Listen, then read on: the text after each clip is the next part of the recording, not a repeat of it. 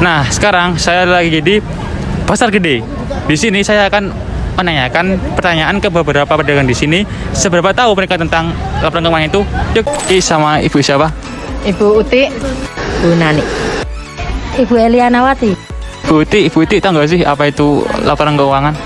keuangan itu waduh, saya nggak tahu keuangan ya Mas, tapi kalau uang tahu gitu. Tahu. Apa Ibu? Laporan keuangan tuh ya kemarin data kalau orang jualan ya Pak, uang masuk, uang keluar gitu. Ya, laporan keuangan itu kan supaya saya dapat mengetahui rugi labanya di ini warung saya ini, jualan saya. Ibu, penting nggak sih Bu menyusun laporan keuangan?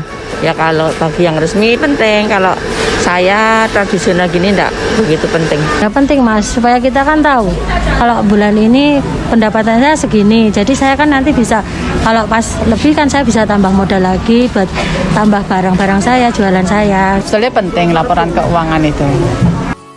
Ibu pernah menyusun laporan keuangan?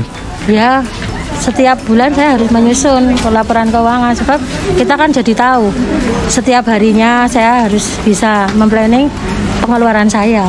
Ya pernah sih nyusun laporan keuangan. Nah cuman ini kalau laporan keuangan ya tahunnya pendapatan. Nanti udah itu dibagi-bagi, udah sisa tabung, udah gitu aja, sederhana gitu. Enggak pernah. Nah, dari berbagai jawaban tadi ternyata masih ada yang belum paham apa itu laporan keuangan. Jadi, seberapa penting sih laporan keuangan itu? Yuk kita cek video berikut. Untuk menjalankan bisnis, tentu saja tidak boleh sembarangan. Diperlukan pengetahuan yang memadai terkait usaha beserta aktivitas yang ada di dalamnya. Salah satunya adalah persoalan laporan keuangan ini. Keuangan merupakan unsur terpenting di dalam bisnis, karena ini yang menjadi penentu usaha tersebut akan berkembang atau bahkan sebaliknya. Pengertian laporan keuangan sendiri yaitu laporan yang berisi data transaksi keuangan perusahaan pada periode tertentu, baik itu bulanan ataupun tahunan, yang mana laporan tersebut harus dilaporkan dan dipertanggungjawabkan sebagai pembahasan evaluasi untuk perkembangan usaha ke depannya. Sedangkan tujuan laporan keuangan secara umum yaitu yang pertama, memberikan informasi yang terpercaya. Yang kedua, memberikan informasi sumber kekayaan. Yang ketiga, memungkinkan untuk menaksir potensi perusahaan dalam menghasilkan laba. Lalu yang keempat, memberikan informasi yang diperlukan lainnya tentang perubahan aset dan kewajiban.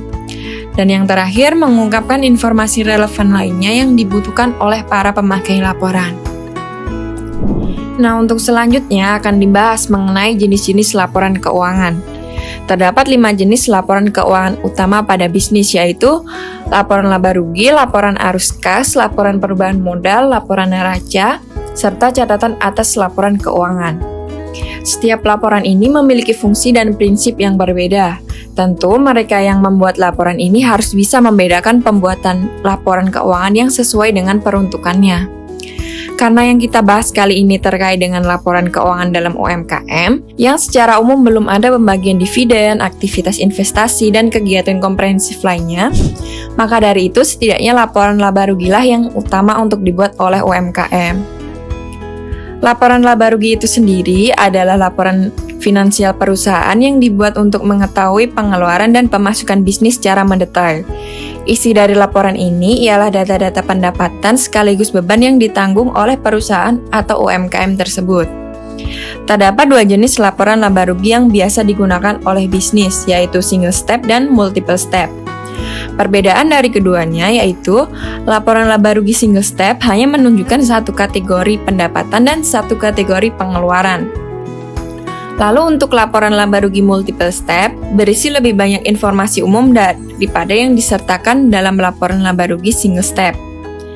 Laporan laba rugi multiple step memecah pendapatan operasional dan biaya operasional, juga pendapatan non-operasional dan biaya non-operasional.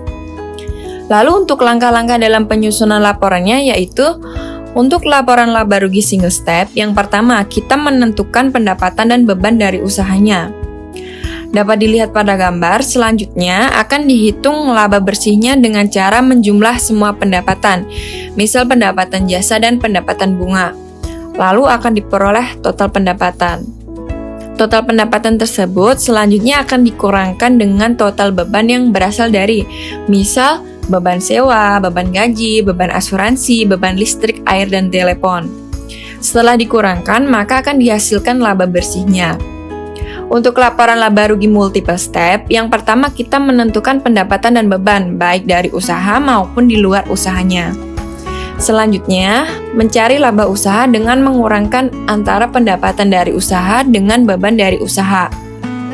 Laba usaha tersebut nantinya akan dijumlah dengan laba dari luar usaha yang diperoleh dari pendapatan di luar usaha dikurangi beban di luar usaha. Setelah dijumlah, maka akan dihasilkan laba bersihnya. Setelah menyusun laporan laba rugi, maka perusahaan akan tahu apakah usahanya rugi atau mendapat laba. Jika pendapatan lebih kecil daripada beban, maka perusahaan akan rugi. Dan sebaliknya, jika pendapatan lebih besar dari beban, maka perusahaan akan untung atau mendapat laba. Tidak perlu khawatir, seiring berkembangnya waktu, sekarang sudah banyak berkembang aplikasi-aplikasi akuntansi yang penggunaannya cukup mudah dan sederhana, bahkan untuk orang awam sekalipun. Contohnya seperti ada aplikasi Harmoni, Akurat, Jurnal, Manajer, Buku Kas, dan sebagainya. Nah, berikut ini contoh penggunaan dari aplikasi Jurnal.